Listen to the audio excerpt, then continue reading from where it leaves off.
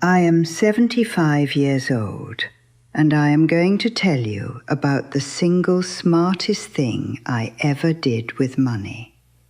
I did it at 63, sitting at my kitchen table with $0 to my name.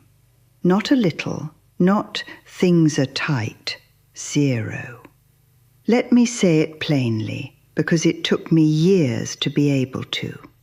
I was 63 years old. I had worked my whole life, and I had nothing. And 12 years later, at 75, I am comfortable, more than comfortable, the quiet kind of wealthy where the fear is finally gone. And I did not do it with a clever investment or an app or a man in a suit who charged me a fee. I did it by opening one bank account.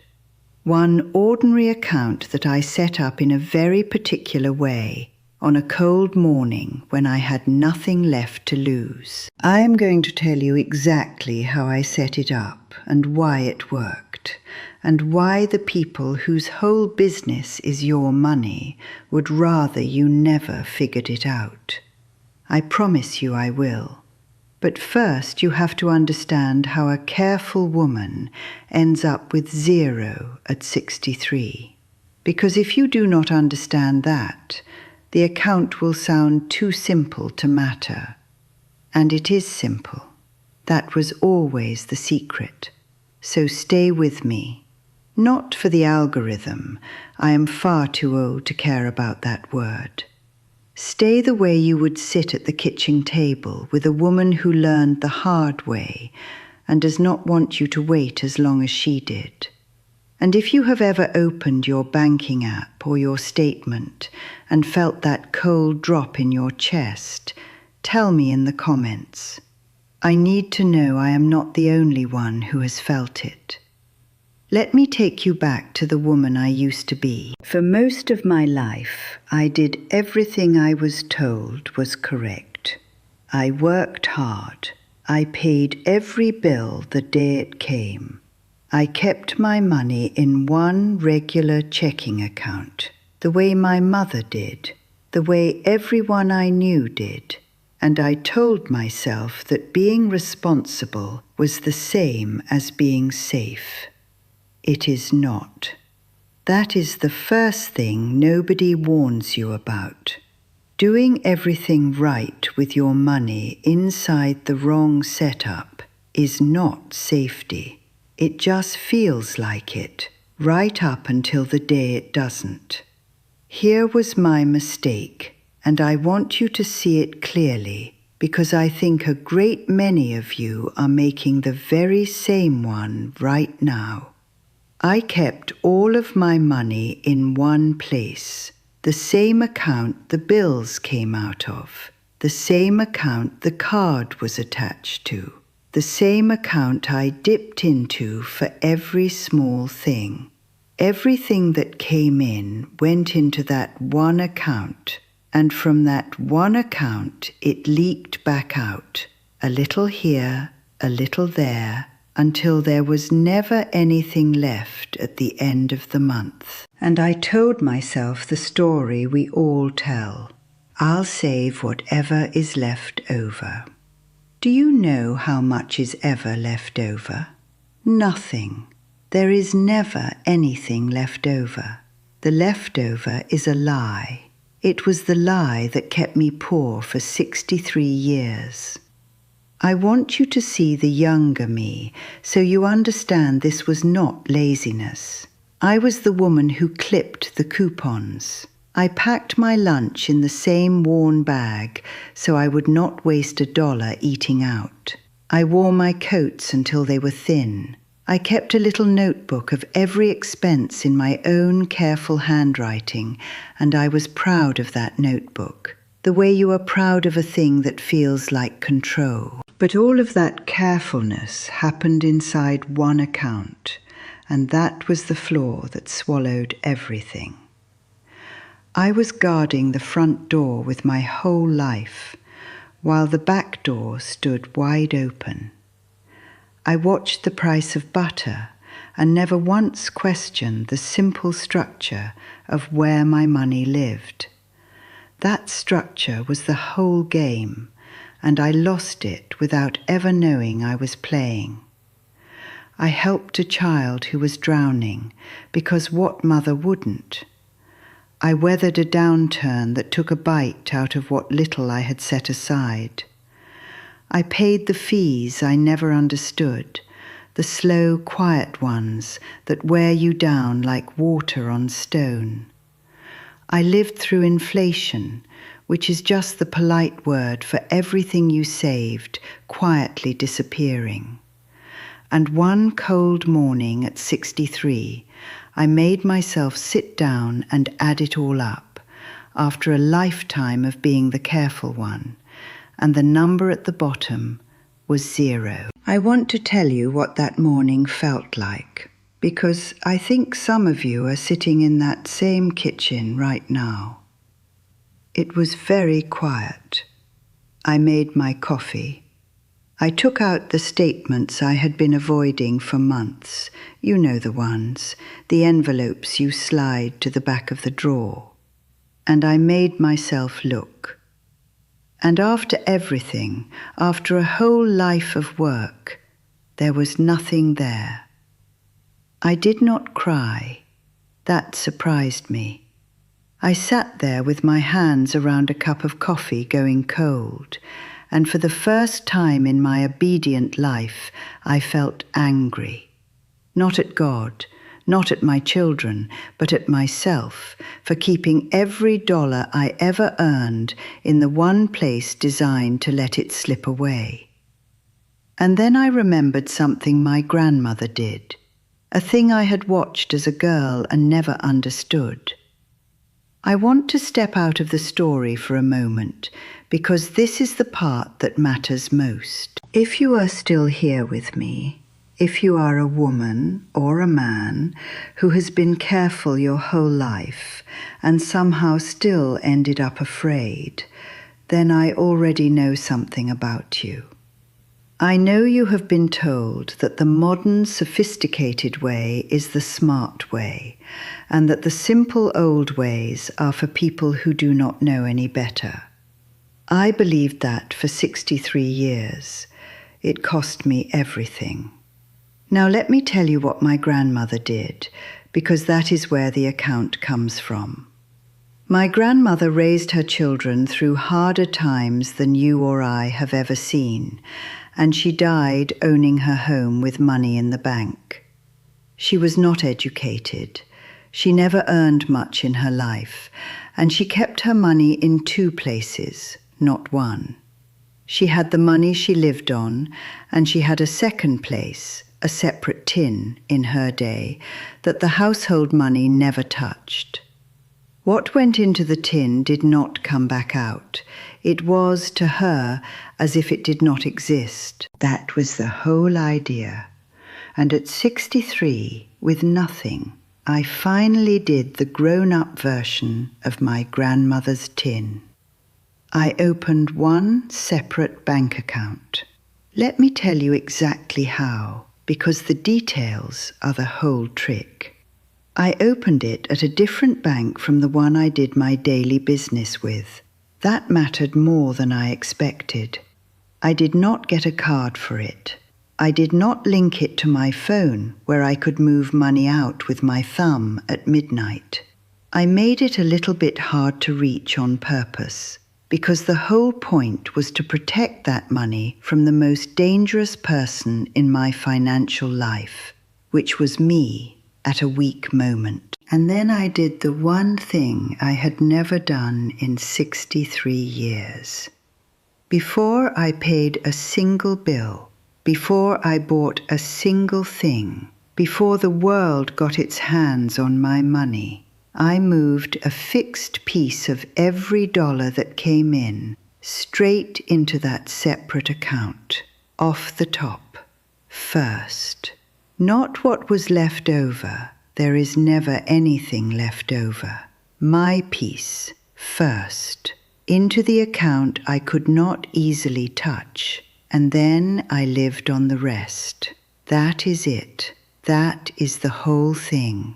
And I want to tell you why it works, because the simplicity is the strength, not the weakness. The first reason is that it stops the leak. All those small holes that drained my one-account life, the mindless spending, the fees, the dipping in, they can only take what they can reach. The money in the separate account, off the top, behind a little bit of friction, they cannot reach. You have moved your future out of the river before the river carries it away. The second reason is that it ends the pretending. The day I started taking my peace first and living on the rest, I finally saw exactly what I had to live on, and it was less than I had been pretending. The pretending was the whole problem, and that one account ended it in a single morning. And the third reason is the one nobody tells you, the one that carried me from zero back to comfortable. Money that sits in its own account, untouched, does not just sit there. It earns a little, and then what it earned begins to earn too. Slowly at first, and then it surprises you. Money left alone has a patience that a frightened person does not have. It works while you sleep. It does not panic, and it does not give up. And here is the part the banks would rather I did not say out loud. The whole machine is built around your one account, the one with the card, the one that leaks, the one with the fees. A quiet, separate account that you feed first and leave alone is the least profitable customer they have, and the wealthiest one she will ever become. They are not going to tell you to open it. I am. I want to be honest about how small I started, because I am tired of people pretending the beginning is grand. The first piece I moved into that account was so small I was embarrassed by it. I almost did not bother, because what difference could it make? But I had learned my lesson about what difference could it make. That is the exact thought that had kept the back door open for 63 years. So I moved the small piece anyway, and the next time I moved it again, and the time after that, and I will tell you the truth about what happened. For the first few months, almost nothing. It felt like dropping coins into a well and never hearing them land. And then, somewhere in the first year, I looked at that account and there was a number in it that I had not felt myself save.